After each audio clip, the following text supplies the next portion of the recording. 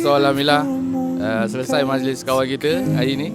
Sahabat yang memang kita tak pernah terjangka kenal, sebab kita pun tak pernah sekolah bersama, tapi disebabkan kita ni bermain motor bersama yang membuatkan kita akrab. Kakak saya ni dia macam mana nak cakap, dia low-key degil lah, tapi tak apa lah sebab sebab dia pun manja. So ayah pun sayang dia sangat-sangat. So kita orang tak ada choice lah. So kita orang dengar je cakap dia.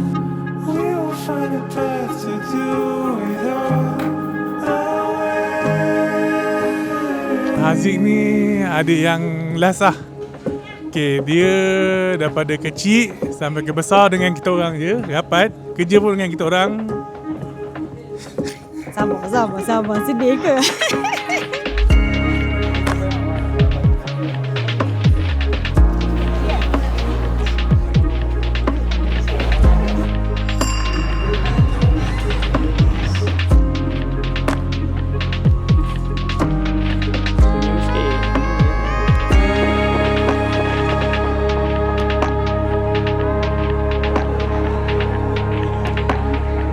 Permulaan tu memang ada perbezaan dia lah dengan itulah amanah yang Allah Ta'ala yang berikan pada saya selama ini.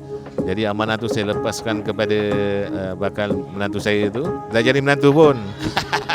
Dan hari ini merupakan hari yang bersejarah untuk dia, dan saya doakan agar dia berkekalan dan dapat mendidik isterinya sepanjang hidup berkeluarga.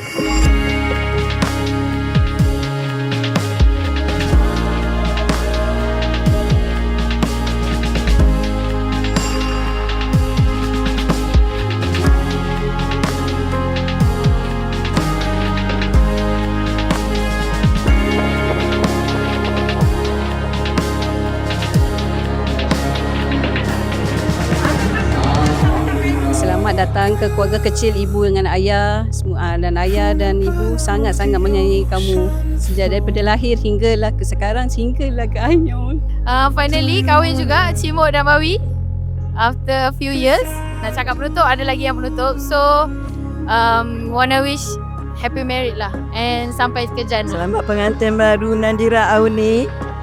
Nenek ucapkan kau selamat berbahagia hingga ke akhir hayat. Memang happy dari semalam kita datang all the way from JB untuk meraihkan Auni dan Zairi. Orang nak ucapkan selamat pengantin baru. Semoga kekal hingga ke akhir hayat. Dah kahwin jangan degil-degil. Betul. Dengar cakap Haji. Semoga Allah berkati perkahwinan kamu. Moga-moga perkahwinan kamu ini membawa jalan untuk menuju ke syurga. Semoga cepat timbang cahaya mata. Ya Zik. Tahniah. Kenzi, I love you. I love you.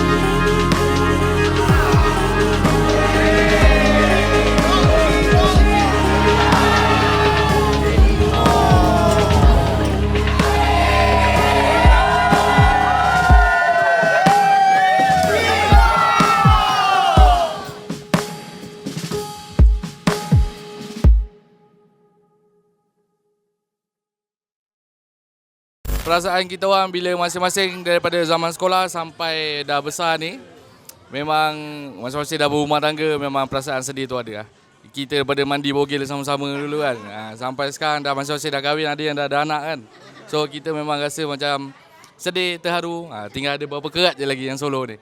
Alright, so kalau tak ada apa, kami semua ucapkan tahniah Haji, selamat pengantin baru.